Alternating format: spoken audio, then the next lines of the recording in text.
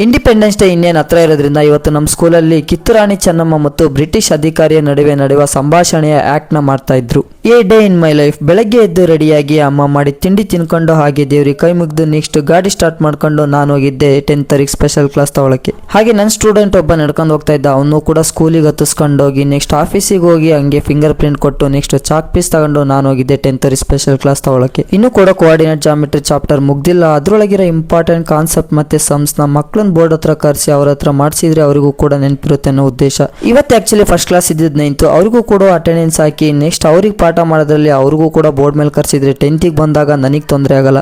ಅದಕ್ಕೋಸ್ಕರ ಅವ್ರಿಗೂ ಕೂಡ ಬೋರ್ಡ್ ಮೇಲೆ ಕರೆಸಿ ಅವ್ರಿಗೂ ಮಾಡಿ ಬೆಳಗಿನ ಸೆಷನ್ ಎಲ್ಲಾ ಕ್ಲಾಸ್ ಮುಗಿಸ್ಕೊಂಡು ಊಟ ಮಾಡ್ಕೊಂಡ್ ಬಂದಾದ್ಮೇಲೆ ನಾನ್ ಪ್ರಾಕ್ಟೀಸ್ ಇಷ್ಟು ದಿವಸ ಕೊಡ್ತಾ ಇದ್ದಿದ್ದು ಪ್ರೈಮರಿ ಅವರಿಗೆ ಸ್ಮ್ಯಾಶ್ ಹೊಡೆದ್ ನಾನು ಆಕ್ಚುಲಿ ಕಲಿಸ್ತಾ ಇದ್ದಿದ್ದು. ಯಾಕಂದ್ರೆ ಹೈಸ್ಕೂಲಿಗೆ ಬಂದಾಗ ಇನ್ನೂ ಚೆನ್ನಾಗಿ ಕಲಿತಾರೆ ಅನ್ನೋ ಉದ್ದೇಶಕ್ಕೆ. ಮಧ್ಯಾಹ್ನದ ಎಲ್ಲ ಕ್ಲಾಸ್ ಮುಗಿಸ್ಕೊಂಡು ಸ್ಕೂಲಿಗೆ ಬಾ ಹೇಳ್ತಾ ನಾನು ಹೋಗಿದ್ದೆ ಮನೆ ಕಡೆ. ಇವತ್ತಿನ ವಿಡಿಯೋ ಇಷ್ಟ ಆಗಿದೆ. ಇಷ್ಟ ಆದ್ರೆ ಲೈಕ್ ಮಾಡಿ, ಶೇರ್ ಮಾಡಿ, ಕಮೆಂಟ್ ಮಾಡಿ. Thank you.